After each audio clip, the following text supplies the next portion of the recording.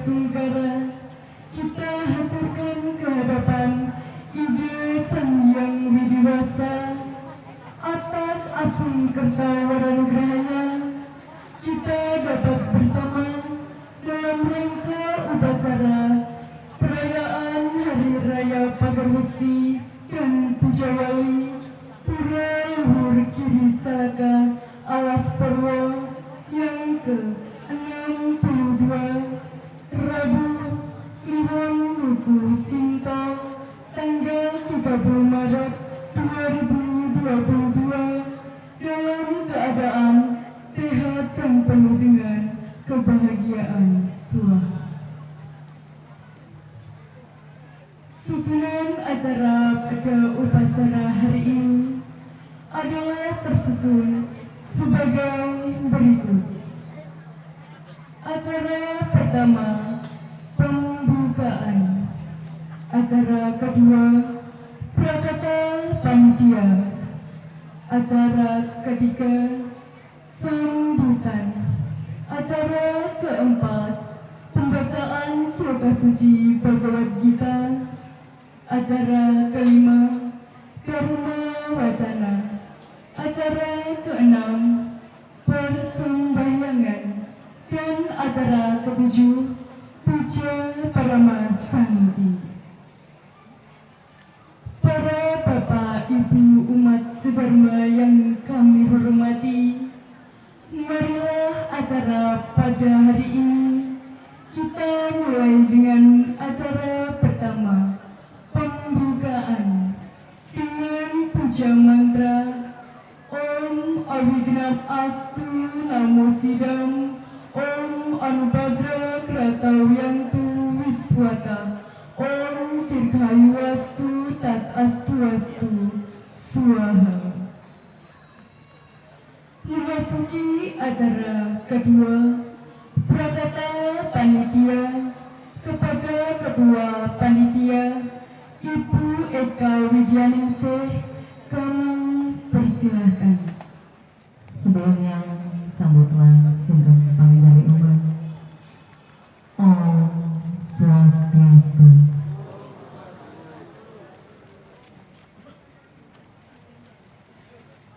Sugeng siang dan salam sejahtera bagi kita semua.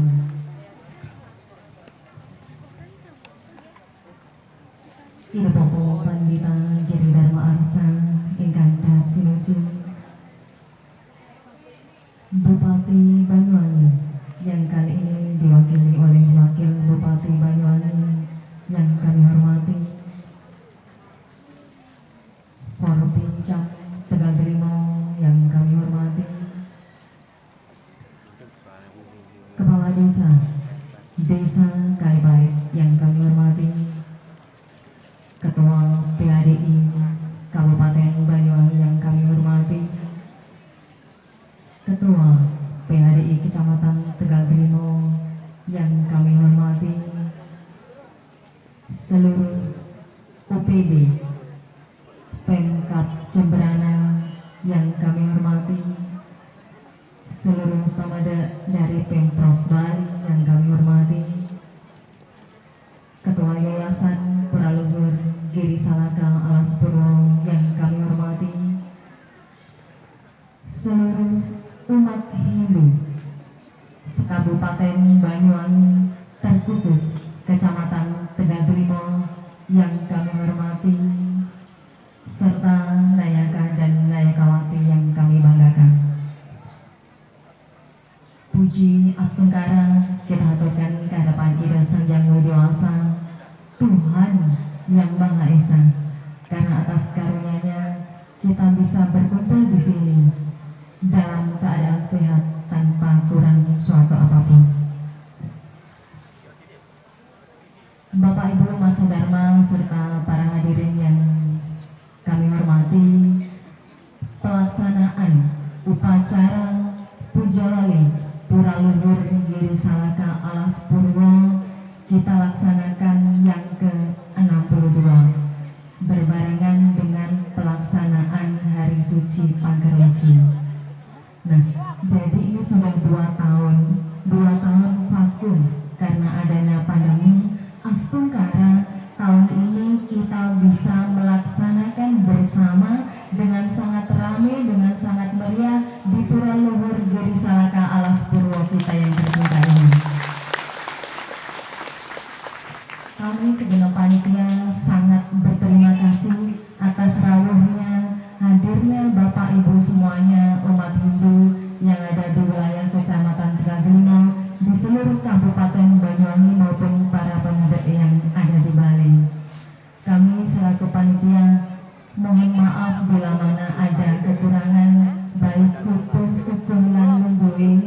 Kami selaku panitia mohon maaf bila mana ada kekurangan. Cukup sekian dari saya selaku ketua panitia. Saya akhiri dengan para Masanti. Om Santi, Santi, Santi. Om. Selamat siang. Memasuki acara ketiga, sambutan oleh Wakil Bupati Banyuwangi kepada Bapak Haji Sudira kami persilahkan. Selamat siang, salam sejahtera bagi kita semua. Om Swastiastu. Yang saya hormati Sekda Kabupaten Jemberana, Bapak Imade Budia, saya hormati Ketua PLTI Kabupaten Banyuwangi Bapak Suminto MM. Yang saya hormati Ketua PLTI Kecamatan Tegal Trimo Bapak Dr. Anton Joko Setioso. Yang saya hormati penyelenggara Hindu Kabupaten Banyuwangi Bapak Marsudi, Forkopimda Kabupaten Banyuwangi, yang bersama saya Kabak Kesra dan Kesbangpol yang saya hormati, Korbinka Kecamatan Tegal Trimo. Makasih ada Pak Camat, Pak Kapolsek, Pak Dan Ramil atau yang wakili. Yang saya hormati Pak Supri, Kepala Desa Kalipahit. Yang saya hormati kawan saya Mas Jarwo yang telah mengantar saya di tempat ini, dan semua saudara saya umat Hindu yang dimuliakan oleh Sang Hyang Widiwasa. Patut kita bersyukur bahwa pada hari ini Sang Hyang Widiwasa telah memberikan beberapa nikmat kesehatan, iman, sehingga dengan rangkaian nikmat itu tadi kita semua bisa berkumpul di tempat peribadatan umat Hindu, yaitu di Pura Luhur Giri Salaka Alas Purwo, dalam rangka perayaan Hari Raya Pager Wesi dan juga peringatan Puja Wali yang ke-62. Mudah-mudahan apa yang kita laksanakan pada hari ini senantiasa kita diberikan keselamatan oleh Sang Hyang Widiwasa yang sangat kita puja oleh umat Hindu pada siang hari ini. Bapak Ibu saudara sekalian yang berbahagia, yang pertama saya atas nama pemerintah daerah Kabupaten Banyuwangi menyampaikan penghargaan dan terima kasih yang sebesar-besarnya kepada umat Hindu khususnya di Kecamatan Tegal Trimo dan juga di Kabupaten Banyuwangi dan lebih-lebih dari Kabupaten Jemberana yang telah membantu rakyat saya umat Hindu di Alas Purwo ini dalam rangka melaksanakan peribadatan seperti hari ini. Kita tahu bahwa selama kita kena pandemi COVID lebih dari 2 tahun, baru hari ini umat Hindu bisa berkumpul seperti 2 tahun yang lalu di tempat yaitu Pura Luhur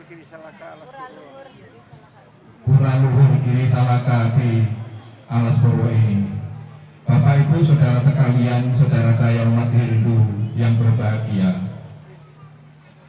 menyampaikan permohonan maaf bahwa pada hari ini Ibu Bupati juga ada tugas yang sama, yang memang berbagi tugas, sehingga Wakil Bupati yang ditugaskan untuk bersama-sama umat Hindu di Pura Giri Salaka Alas Purwo yang berbahagia ini.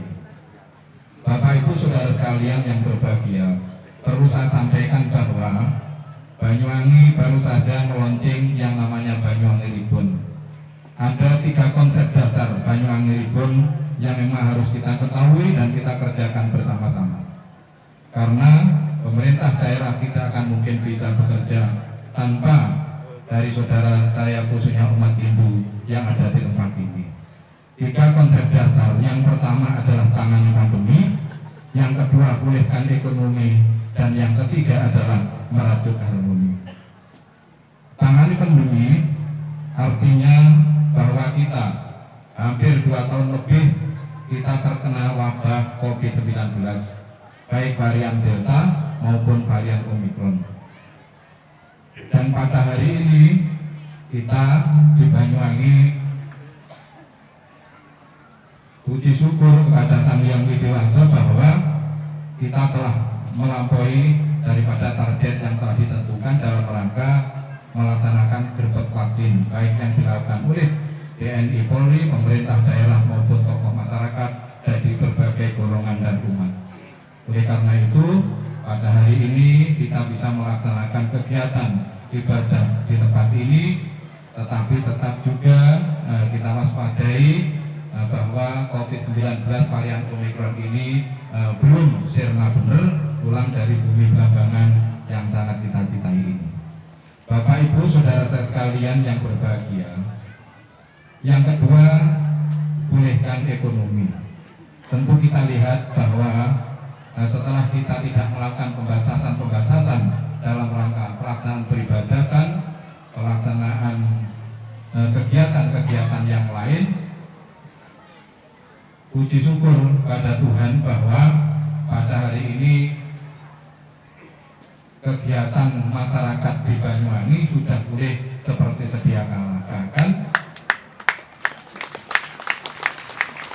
atas doa restu saudara saumat Hindu yang sekarang melaksanakan ibadah pagar besi, hotel-hotel kita di Banyuwangi pada penuh.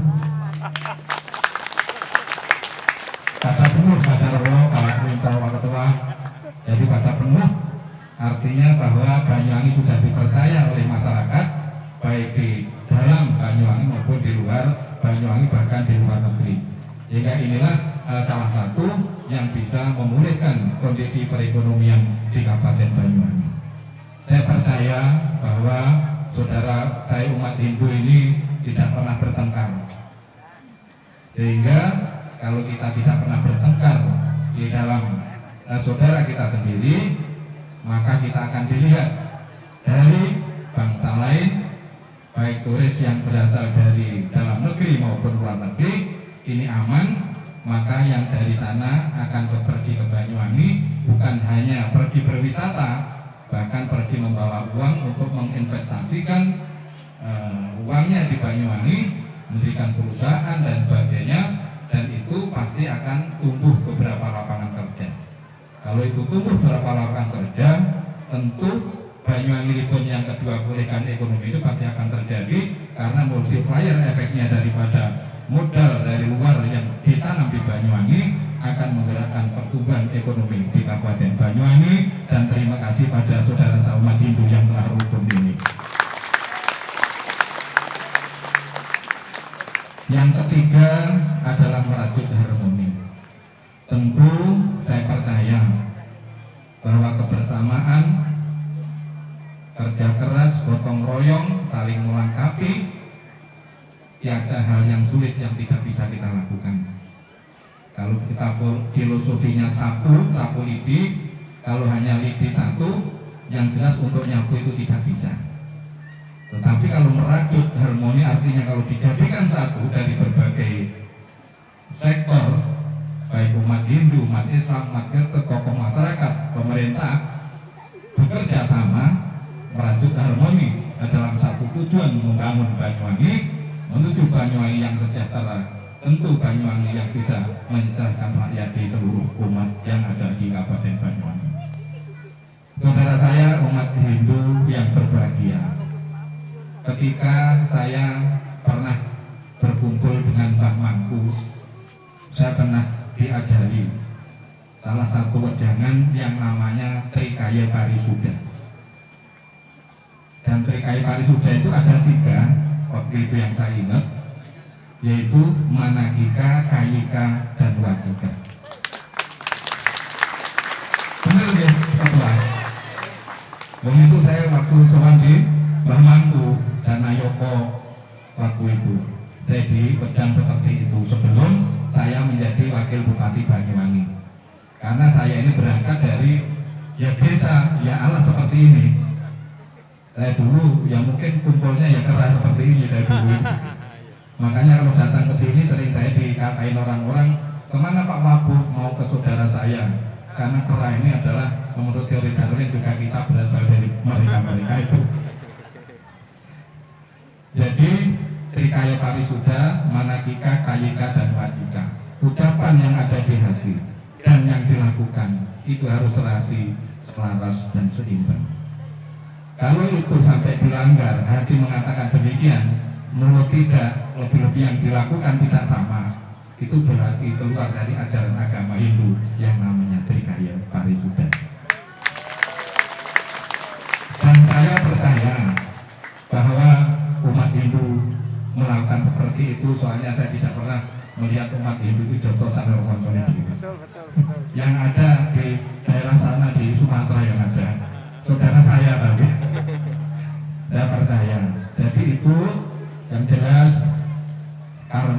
praktis akan ada.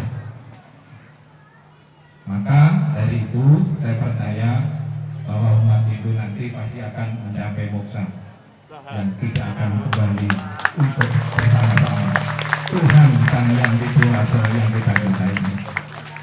Mudah-mudahan sedikit yang saya sampaikan ini, saya percaya bahwa Banyuwangi bangkit. Baru saja beberapa banyak festival kita gelar dari berbagai rangkaian, ternyata juga memberikan kenyamanan bagi Banyuwangi, dan hotel juga beberapa hari ini penuh, dan juga pesawat Madarwo Pak Minto, Pak Sekda Bali, pesawat ini juga penuh terus, dan bahkan insya Allah bulan depan April ini akan kita tambah penerbangannya. Dan jangan khawatir saudara-saudara saya dari Bali, saya terima kasih, saya tadi diceritai Mas Jarwo bahwa beberapa padepokan ini yang bangun adalah saudara saya Pak Sekda Jemberana yang dari Bali. Iya, bukan itu ya, yang dari Banyuwangi mana? Saya masih 1 tahun jadi wakil bupati dan baru kali ini masuk di tempat yang berbahagia di saudara saya ini. Dan mudah-mudahan saya mengajak Pak Kabak Kesra dan Kesbangpol, tolong di DL ditindak lanjut apa yang disampaikan oleh ayo, saksi banyak. Soalnya saya ini hanya wakil Pak Alak Jadi saya hanya ngajak Pak Kabak Kesra dan Pak Kesbangpol, juga Pak Camat, Pak Kapolsek. Tolong apa nanti yang menjadi tambatan dari saudara-saudara saya yang ada di Alas Purwo, di Pura ini, tolong untuk dikomunikasikan dengan baik, karena bagaimanapun juga Pura ini merupakan destinasi wisata, termasuk wisata religius bagi umat Hindu, bukan hanya di Banyuwangi, di Jawa Timur, bahkan di Indonesia, dan mudah-mudahan dari India juga akan datang di tempat ini. Dan kalau itu terjadi, maka pundi-pundi uang akan kita dapatkan. Yang untung adalah kita semua, pemerintah daerah Kabupaten Banyuwangi, karena yang jualan kopi dan lain sebagainya tentu akan banyak yang beli, bahkan kehabisan. Itulah yang kita harapkan, bangkit Banyuwangi, pertumbuhan ekonomi, karena juga saudara saya beribadah di tempat ini juga akan mendatangkan para wisatawan, dan ini merupakan destinasi wisata religius yang saya katakan satu-satunya yang ada di Alas Purwo.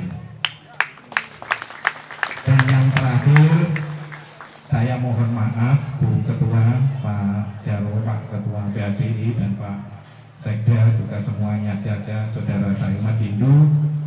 Nah, sebenarnya saya tadi datang sudah 9:30. Ya kan, saya sudah tungguin saudara saya umat Hindu sampai hari ini. Oleh karena itu habis ini, karena saya jam 2 ini juga harus ketemu orang dari luar tentang penanganan sampah, dan Pak Sekda mestinya jam 2. Ya udah, saya undur di sana. Mudah-mudahan mereka tidak marah dengan saya, karena saya saudara penjenengan semua di sana hanya mungkin orang 10, kalau di sana orang ribuan. Kalau saya hitung dagang itu untungnya kening-kening di Banyuwangi. Saya pikir itu yang dapat saya sampaikan. Keripik gedang, keripik telo Mas Jarwo, tapi ini saya harus ngomong. Keripik gedang waton rontok. Lucu minten lumalang Surabaya, tukukukan gini pasar, Wonokromo. Tekap semanten atur kawula yang wonten lepan nyuwun pangapura. Om Santi Tanti Om. Penyerahan dana punya dari Pemkab Jemberana kepada Panitia Puja Wali yang diwakili oleh Sekda Kabupaten Jemberana Bapak Dr. Andes Imade Budiasa MMC, kami persilakan. Sugeng Bagio. Om Swastiastu. Om Swastiastu. Om Parataya.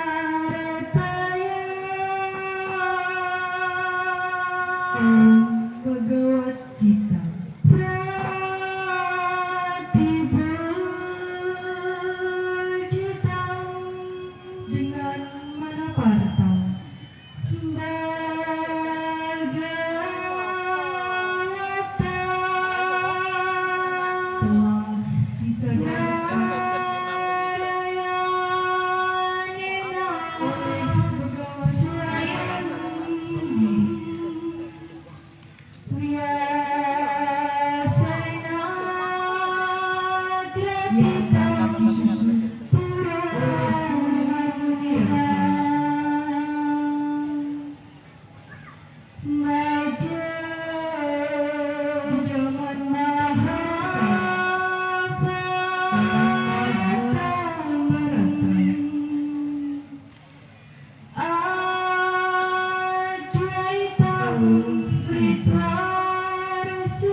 penghapus inkarnasi Bhagawati melimpahkan asarasa jayinim ambatuan manusia dadang 18 parwa Bhagavad Gita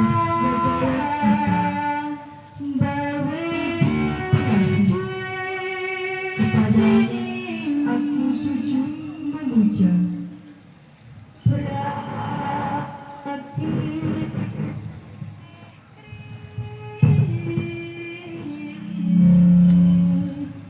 Yana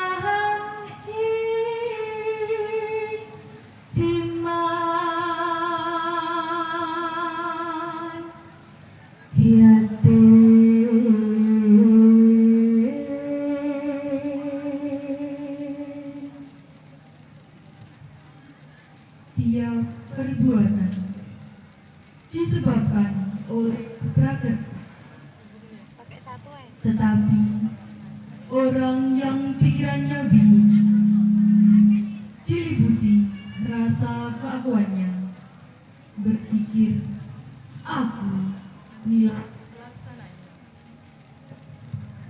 Para bapak ibu umat sedama yang berbahagia, memasuki acara kelima Dharma Wacana yang akan disampaikan oleh PHDI Kabupaten Banyuwangi kepada yang terhormat Bapak Dr. Andes Suminto MM, kami persilahkan.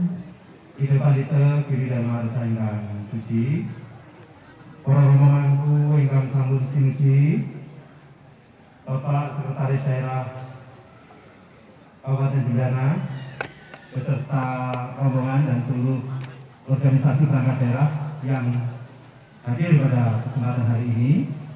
Ada Bapak Gede Rate yang saya hormati, Bapak Penyelenggara Hindu dari Kementerian Agama Republik Indonesia dari Kabupaten Banyuwangi, Bapak Dr. Andes Narjugi MPD, Ketua Parisa Dharma Indonesia Kecamatan Tegal Brimo, Pak Dr. Andes Joko Setioso, Pak Jarwo selaku Ketua Yayasan Karastowo, Bapak Ibu sekalian yang tidak mungkin saya sebut satu persatu, tapi percayalah kita sohib, lebih dari sohib kita saudara. Om Swastiastu. Mari kita bersama-sama panjatkan maksud semani itu ke hadapan Ida Sang Yang Dewasa yang telah melimpahkan bertawaran nugraha kepada kita sehingga hari ini kita bisa melaksanakan kewajiban kita dalam rangka merayakan Hari Raya Pagerusi yang suci ini. saya ingin mohon perhatian sejenak. Bagi Bapak Ibu, izin membuka masker. Bagi Bapak Ibu yang membawa anak kecil, anak-anak kita, coba dikendalikan. Kita belajar duduk hening. Belajar duduk hening, duduk tenang, karena ini tempat suci. Jadi anak-anak coba dikendalikan, anak-anak tidak boleh lempar-lempar makanan pada keran. Ya, Bapak Ibunya kendalikan. Semua yang bawa anak dikendalikan, dididik, ayo coba semua duduk hening. Bapak Ibu dan anak-anakku sekalian yang saya cintai, seringkali saya bertanya pada diri saya sendiri, untuk apa sih sebenarnya kita beragama ini? Padahal kita beragama ini membuat kita repot.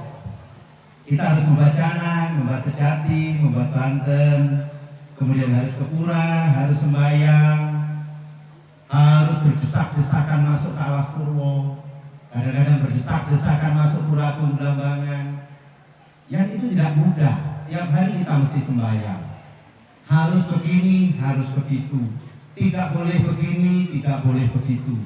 Apa kira-kira yang menyebabkan kita memilih untuk beragama?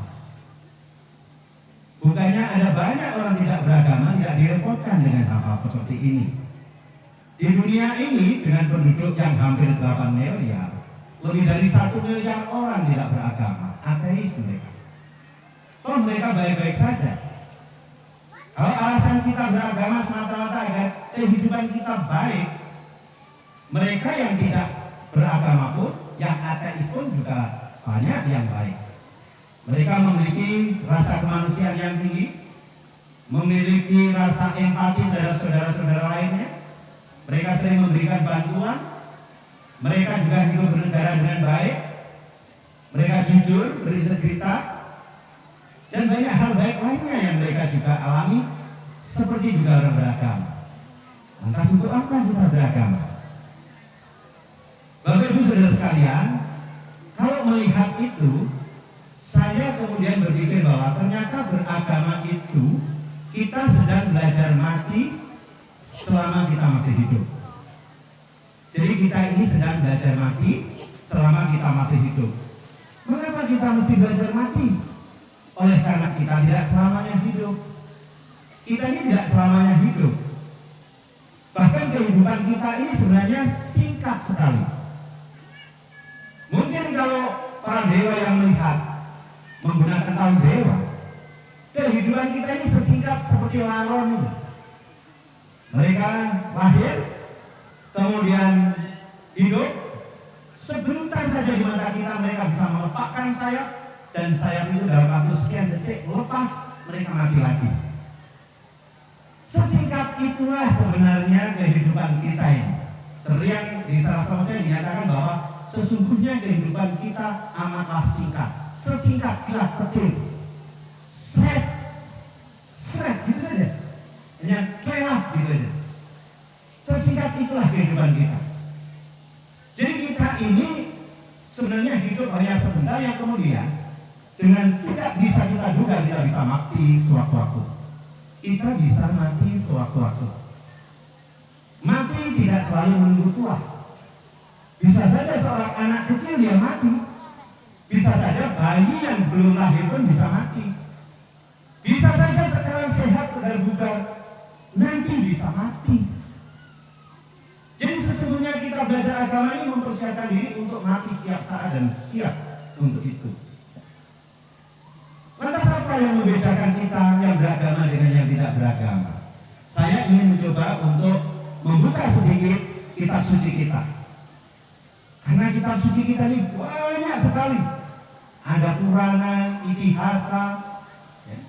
Kemudian ada Weda Samhita atau Caturweda, kemudian ada Pancama Weda, belum kitab-kitab seperti yang lainnya, seperti misalnya Sarasa Mucaya, Manawa Dharma Sastra sebagai kompilasi hukum Hindu, belum lagi Niti Sastra sebagai kitab untuk memandu kita di dalam berpolitik dan mengembangkan sistem perekonomian dan lain sebagainya. Masih banyak lagi kitab-kitab suci kita yang belum sempat kita baca. Izinkan saya mengambil satu referensi saja. Dalam hal ini adalah Garuda Purana.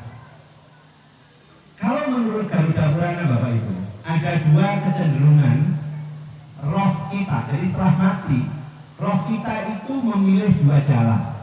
Jadi kalau kita ini mati Pak, raga sarira kita ini akan berhenti berfungsi, berhenti tumbuh, hancur dan terurai kembali ke asalnya. Dalam konsep Hindu, tubuh manusia, raga sarira, itu terbentuk dari 5 unsur pokok. Ada unsur tanah atau pertiwi, ada unsur air, ada unsur udara, ada unsur api, dan ada unsur ether atau ruang hampa udara.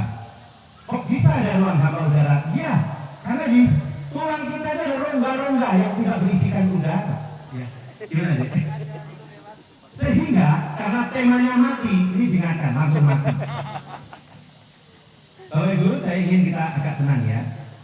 Jadi ketika kematian tiba, tubuhnya akan terurai, berhenti berfungsi, berhenti tumbuh, ya, hancur dan kemudian terurai kembali pada asalnya. Tanah kembali ke tanah, api kembali ke api, udara kembali ke udara, air kembali ke air, dan ether kembali ke ether. Tersisalah roh yang membungkus atma atau sukma sarira yang membungkus atma. Yang roh kita ini terdiri dari 3 unsur. Unsur pikiran, unsur kecerdasan. Orang cerdas itu kadang nggak mikir, langsung trek gitu. Dan unsur ahamkara atau ego palsu. Ini yang membungkus atma dan sekaligus merekam seluruh karma kita. Karma itu sebenarnya ada 3 jenis. Jadi kalau kita melakukan subha karma, hasilnya karma. Kalau kita melakukan asubha karma, itu hasilnya wikarma. Tapi ketika kita berkarma tanpa tendensi, tanpa motif, sepenuhnya karma kita serahkan kepada Ida Sang Hyang Widi-Wasa, maka dia adalah akarma. Satu perbuatan yang tidak menghasilkan karma. Nah, roh kita ini merekam seluruh perbuatan, seluruh karma, baik karma, wikarma kita selama hidup. Sehingga ibarat kaset ini perekam, kita ini direkam. Terbawalah ingatan-ingatan atau kesan-kesan ketika kita hidup dulu di dalam perjalanan roh kita. Maka roh kita ini punya 2 kecenderungan.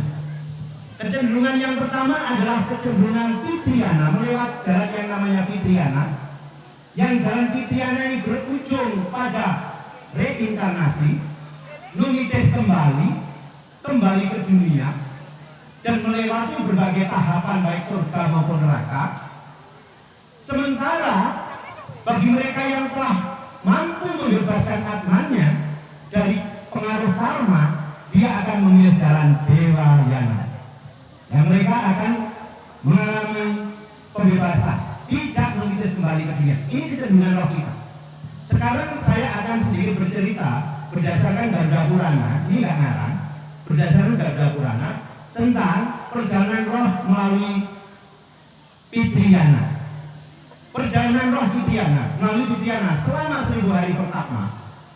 Yang pertama, roh ini akan mengalami melewati satu jalan yang sangat panas, yang konon menurut Garuda Purana panasnya 12 kali dari panas matahari.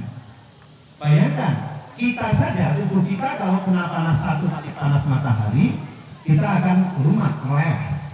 Tapi bagaimana dengan kita nanti? Kita akan diberikan raga atau tubuh yang kuat menghadapi situasi itu. Ibu-ibu, segera ambil tempat untuk duduk. Bu, enggal enggak, supaya tidak gaduh. Ya, dibiasakan. Bapak Ibu saudara sekalian, kita akan melewati jalan yang sangat panas. Yang panasnya 12 kali panas sinar matahari. Bisa dibayangkan? Setelah itu dalam perjalanan kita akan bertemu dengan sungai yang sangat lebar. Lebar apa kalau sungai? Panjang juga, panjangnya sangat lebar. Yang lebarnya ini kurang lebih 800 mil atau 100 sojana untuk ukuran Weda. Di sana ada satuan ukuran panjang. Itu yojana kan? Itu kurang lebih 800 mil. Sungai ini isinya, airnya itu terdiri dari darah dan kotoran. Kemudian lumpurnya itu terbuat dari darah dan daging. Sementara di ujung sungai sana bertumpuk tulang-tulang manusia yang berserakan. Di dalam sungai itu pula hidup berbagai macam hewan-hewan yang sangat luas dan sangat berbisa, yang apabila menggigit sakitnya tidak kepala. Di atas sungai itu berterbangan burung-burung pemangka bangkai dan banyak gagak, burung gagak yang terus berkoar-koar. Maka dulu menurut keyakinan orang tua kita, leluhur kita, ketika ada gagak berkoar-koar, itu pertanda akan ada kematian. Berarti orang tua kita dulu itu sudah membaca Garuda Purana. Anehnya kita anak cucunya belum pernah tahu Garuda Purana. Nah, jadi dulu keyakinan orang Hindu seperti itu, terutama di Jawa. Saya nggak tahu kalau di Bali. Kalau ada suara gagak, itu diartikan pasti akan ada yang mati, dan itu terbukti. Itu begitu dulu. Nah, itu sungai, nama sungainya adalah Sungai Waitarani. Di dalam Sungai Waitarani terdapat makhluk-makhluk seperti itu. Begitu mau ada roh yang lewat, sungai ini mendesis dan mengeluarkan api, mendidih. Siapapun yang jatuh di dalamnya akan seperti direbus. Ngeri ya? Ngeri. Begitu kita mampu melewati Sungai Waitarani, kita akan ketemu dengan hutan yang sangat lebat, yang daun-daunnya itu setajam pedang. Jadi mirip acara di TV, setajam silet. Jadi begitu kita lewat hutan ini, tubuh kita tergores olehnya. Ada banyak luka karena kita tergores oleh daun-daun yang sangat tajam ini. Dan di situ kita kemudian terus lewati dalam waktu yang cukup lama. Kemudian kita melewati sebuah padang atau gurun yang sangat terik. Di sana kita kelelahan, kita kecapean, tapi tidak boleh roh kita berhenti berjalan. Roh kita harus terus berjalan menuju istana Dewa Yama. Dewa Yama itu istananya namanya Samyamani. Jadi kita sedang menuju ke Samyamani. Di sanalah kita nanti masih akan diadili. Nah, di dalam perjalanan ini, karena capeknya kita tetap dipaksa untuk terus berjalan, akhirnya kita kelelahan. Roh kita merintih memanggil-manggil keluarganya, memanggil-manggil anak cucunya, tetapi tidak satu pun yang mendengar dan mempedulikannya. Akhirnya roh ini mengingat akan dosa-dosa ketika dia masih hidup dahulu. Saya pernah menyakiti orang lain, saya pernah memfitnah orang lain, saya pernah membuat orang lain menderita, dan seterusnya akan teringat dan dia menyesalinya. Dalam perjalanan ini, Bapak Ibu Saudara sekalian, kita atau roh kita baru boleh beristirahat 1 kali dalam 1 bulan. Dan itu diberikan pada saat bulan mati atau pada saat tileman. Oleh karena itu ingin saya sampaikan kepada saudara sekalian, mari kita aktif ke pura di malam tilem. Karena hampir banyak pura kita yang malam tilem itu sepi. Kalau purnama agak lumayan, kalau tilem sepi. Katanya sudah tilem di rumah atau tidur di rumah itu sudah tileman. Nah, oleh karena itu, karena di dalam perjalanan ini, ketika roh kita berhenti, beristirahat, dia bisa menikmati persembahan dari anak cucunya. Dia bisa menikmati persembahan dari anak cucunya.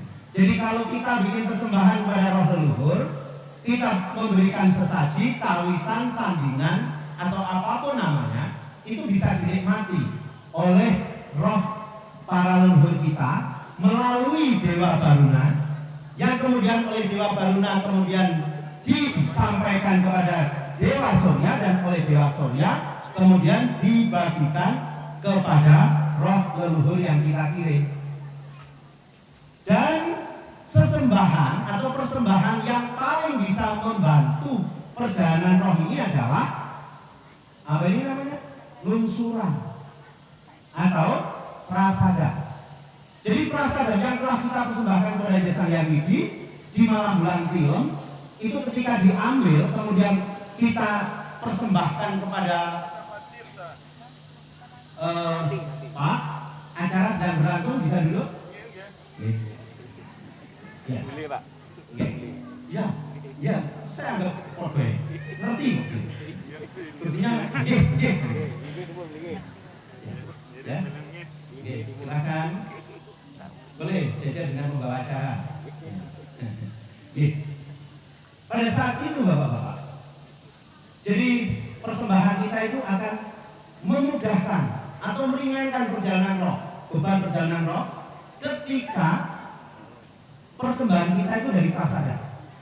Jadi setelah kita persembahkan kepada Sang Hyang Widi, prasadam itu kita ambil, kita pakai calisan, sandingan. Itu akan memberi dampak yang paling baik bagi roh yang kita kirim. Itu menurut Garuda Purana. Dan singkat cerita akhirnya pada saat ditentukan kita sampailah ke Samyamani. Di sana kita akan ketemu Dewa Yama dan kemudian diadili. Sebelum bicara pengadilan, saya ingin ceritakan. Pasti kita semua ngerti ya, kalau melihat perjalanan melalui jalur Fitriana ini ya, ngeri. Tapi Bapak Ibu jangan khawatir. Ketika kita banyak melakukan subah karma, halangan rintangan yang kita lalui, yang kita hadapi di Fitriana ini akan lebih ringan. Misal, kalau kita sering membantu menyumbang tempat suci seperti Pura misalnya, kita begitu mau menyeberangi Waitarani, Sungai Waitarani, kita langsung di situ ada perahu. Kalau kita nyumbangnya kecil, kita akan ketemu perahu jukung. Begitu nyumbangnya agak besar, kita akan ketemu perahu seleret. Begitu kita nyumbang banyak sekali, seperti Pak Dewi misalnya, kita akan ketemu bukan kapal pesiar. Kapal pesiar. Loh Pak, kalau nyumbang tapi nggak ikhlas Pak, ya tetap ketemu jukung, nyumbangnya kecil nggak ikhlas, ketemu jukung tapi bocor. Begitu juga sebenarnya nyumbang sedang-sedang, ketemu serek juga bocor. Kalau kerewaannya itu tinggi, oh padat, rapat nggak bocor. Agak nggak rela, bocor kecil. Kalau menyesal, bocornya besar. Loh bagaimana Pak? Nyumbangnya besar tapi nggak ikhlas. Ketemu kapal pesiar di tengah Sungai Waitarani, kebakaran. Kapal. Ini contoh saja. Tidak mesti seperti itu. Ini gambaran saja, analogi saja. Jadi Bapak Ibu, kita akan menemukan kemudahan-kemudahan dari karma kita di dunia. Kalau kita berbuat baik, kita akan mendapatkan jalan yang enak. Kalau kita sering misalnya bersih bujana, memberikan persembahan kepada para orang suci seperti di depan itu, para pemangku. Begitu kita kepanasan melakukan perjalanan di tengah gurun pasir misalnya, di padang yang demikian panjang dan tiba-tiba ada yang mayungi kita. Begitu konon menurut Garuda Purana. Nah sekarang kita kembali saat roh kita berhadapan dengan Dewa Yama. Di sana akan dilihat Suminto, di sana saya mati, roh saya ditanya, ini nak rapotmu, 20% kamu baik, 80% kamu buruk. Wah kaget saya. Oke, 80% buruk, 20% baik.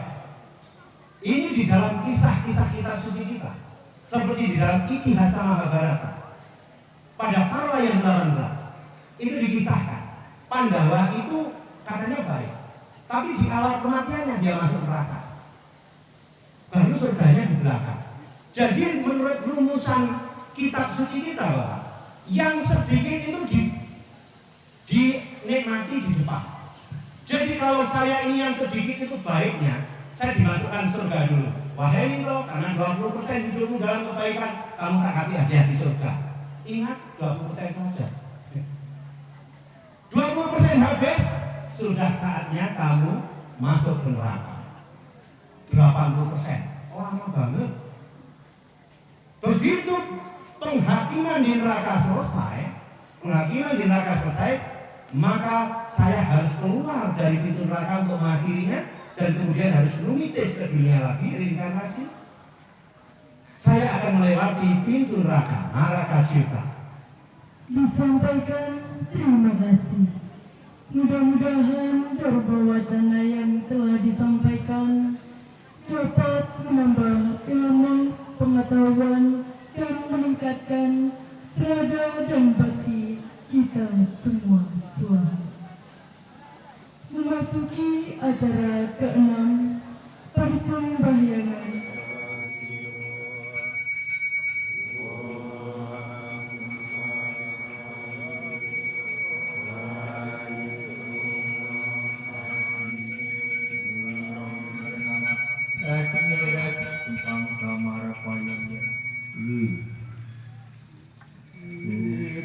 Siapa orangnya?